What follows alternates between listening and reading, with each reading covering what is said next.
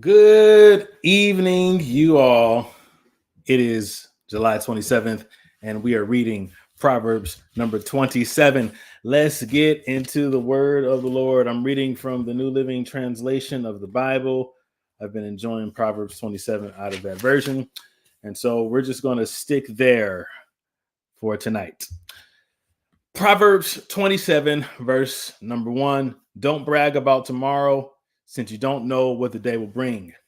Let someone else praise you, not your own mouth, a stranger, not your own lips. A stone is heavy and sand is weighty, but the resentment caused by a fool is even heavier. Anger is cruel and wrath is like a flood, but jealousy is even more dangerous.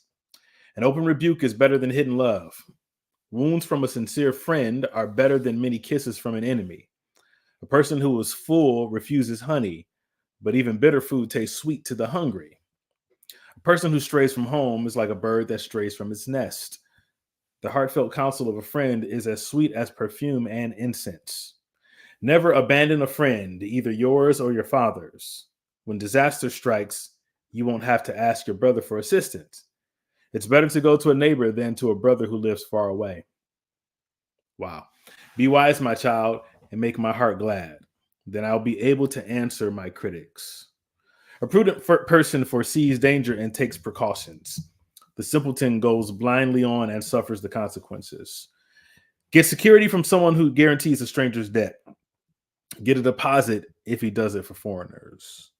A loud and cheerful greeting early in the morning will be taken as a curse. A quarrelsome wife is as annoying as constant dripping on a rainy day. Stopping her complaints is like trying to stop the wind or trying to hold something with greased hands.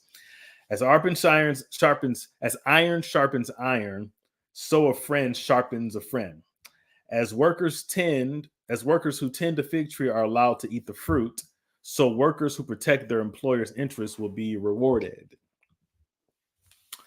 As a surface is reflected in water, as a face is reflected in water, so the heart reflects the real person.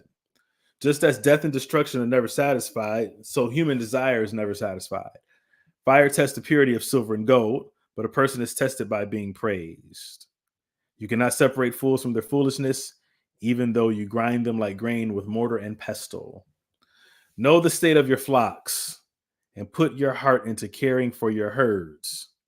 For riches don't last forever, and the crown might not be passed to the next generation.